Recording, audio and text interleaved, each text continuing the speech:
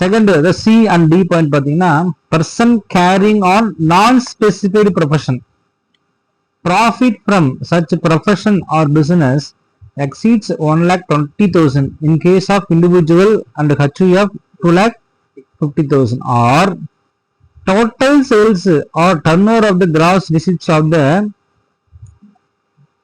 year exceeds 10,000 in case of individual and HUF of 25 lakh 10 lakhs and 10 lakh and 25 lakhs in any of the three preceding immediately preceding previous years. இப்போ என்ன சொல்ல வராங்க அப்படின்னா நீங்க books of accounts எப்போ maintain பண்ணிருக்கணும் அப்படின்னா உங்க profit from such profession or business exceeds ப்ரொஃபஷனா இருந்தா எவ்வளவு 1,20,000 மேல என்னங்க profit profession or business exceeds 1,20,000 அல்லது 2,50,000 இண்டிவிஜுவல் அண்ட் HUF இருந்துச்சுன்னா. அடுத்து பாருங்க total sales or turnover or gross ரிசீவ்ஸ் thereof is in excess of 10 lakh in case of individual இருந்தா 25 lakhs. அதனால சார் 10 lakh 25 lakhs இண்டிவிஜுவல்னா நம்ம ஒரு தனிநபர் HUFன்றது வந்து இந்து கூட்டு குடும்பம் வாங்குறாரு. அப்ப அந்த 10 lakh யாருக்கு அப்படின்னு பாத்தீங்கன்னா பிசினஸ் ஆர் சாரி இது பார்ட்னர்ஷிப் ஃபேம்க்கு. இந்த பார்ட்னர்ஷிப் ஃபேம் கூட ப்ரொஃபஷனல் பார்ட்னர்ஷிப் ஃபேம் போயமா கூட இருக்கலாம் இல்லைங்களா, அவங்களுக்குலாம் வந்து அந்த லிமிட் வந்து ரொம்ப குறைவு இருக்கு. 1,20,000 ரூபாய் 10 லட்ச ரூபாய்க்கு மேல போனவங்க என்ன செஞ்சிருக்கணும் புக்ஸ் ஆஃப் அக்கௌண்ட்ஸ் வச்சிருக்கணும்னு சொல்றாங்க. புரியுதுங்களா இல்லையா? நியூ பிசினஸ் வந்து income or total sales etcetera is likely to be exceed the set amount சொன்ன அமௌண்ட்டோட மேல போச்சுன்னா கண்டிப்பா அவங்க என்ன செஞ்சுக்கணும் புக்ஸ் ஆஃப் அக்கௌண்ட்ஸ் மெயின்டைன் பண்ணணும். பட் கடைசியா ஒன்று சொல்றாங்க aforesaid limit does not exceed in all the 3 years immediately preceding previous year. Income is not likely to exceed such limit and total sales turnover or gross is not likely to exceed limit. Not required to maintain such books of accounts. அப்ப இதுல நமக்கு என்ன தெரியுது அப்படின்னா sir books of accounts யாரெல்லாம் கம்பல்ஷனா கடைசி 3 வருஷத்தை எடுத்து பார்க்கும் பொழுது 3 வருஷத்துலயும் அந்த லிமிட் தாண்டிடுச்சு அப்படின்னா அவங்க என்ன செஞ்சுக்கணும் புக்ஸ் ஆஃப் அக்கௌண்ட்ஸ் மெயின்டைன் பண்ணணும். அல்லது aforesaid limit does not exceed in all of the 3 immediately preceding previous years.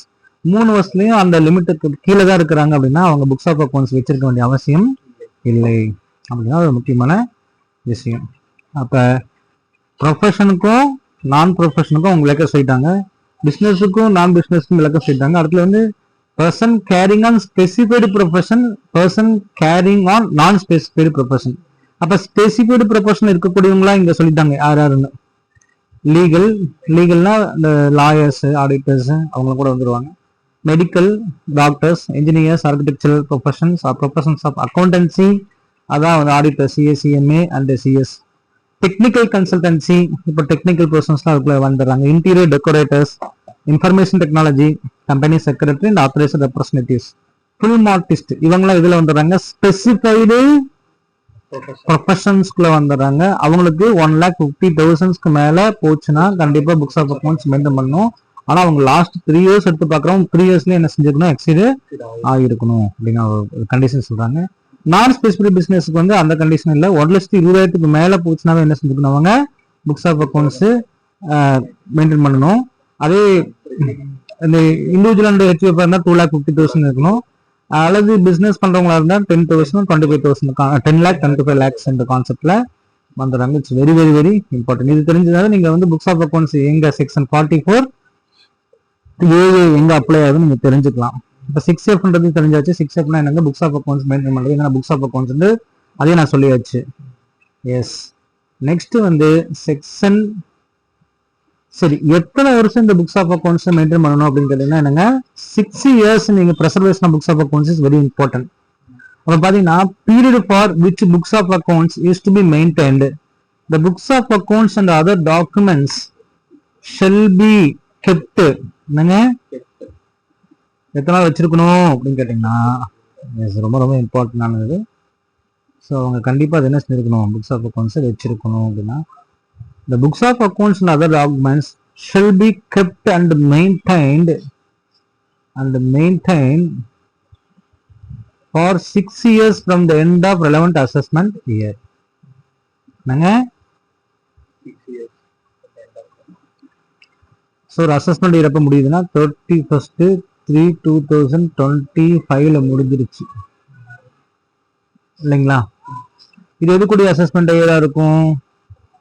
ஒரு ஃபினான்சியல் இயருடைய அசஸ்மெண்ட் இயர் தானே. ஃபினான்சியல் இயர் 24, 25ன்னு வச்சுக்கோங்களேன். அதுக்கு அசஸ்மெண்ட் இயர் என்னவா இருக்கும்? 25, 26 இருக்கும்.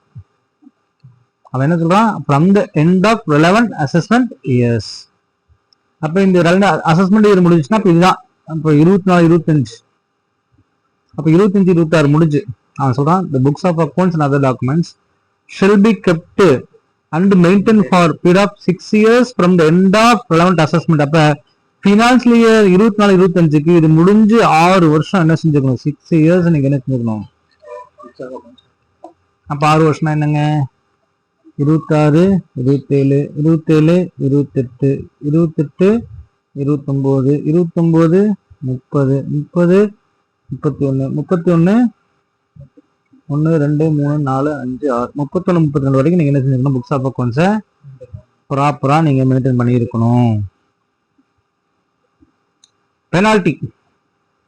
Where an assessee fails to comply with the provision section 44AA, he shall be liable to pay penalty for rupees 25,000 under section 271A. அதாவது நீங்க books of accounts யாரெல்லாம் வச்சிருக்கலையோ அவங்களாம் 25,000 பெனால்டி கட்டணும். எப்படி? மேல சொன்ன அந்த ரூல்ஸ் அண்ட் ரெகுலேஷன் ஃபாலோ பண்ணாம இருந்தாங்கன்னா.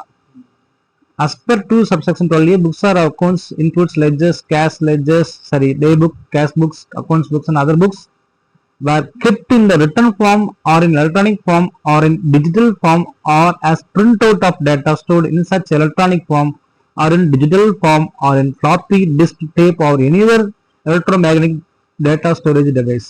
அப்ப இந்த புக்ஸ் ஆஃப் அக்கௌண்ட்ஸ் நீங்க எப்படிலாம் வச்சிருக்கலாம் சார்? எல்லாமே பிசிக்கலா வச்சிருக்கணும் அவசியம் ஒன்றும் கிடையாது. எல்லாம் என்ன சார், நீங்க லேட்டஸ்ட் டெக்னாலஜி யூஸ் பண்ணி நீங்க ஃபிளாப்பியா வச்சுக்கலாம், டிஸ்க்கு, பென் டிரைவ், இந்த மாதிரி ஏதாச்சும் ஒரு ஸ்டோரேஜ் டிவைஸ்ல நீங்க ஸ்டோர் பண்ணி வச்சிருந்தா ஓகே. அது பார்க்கறதுக்கு நம்பகதரமா இருக்கணும் அப்படின்ற மாதிரி சொல்றாங்க. So this is the concept of section 44AA.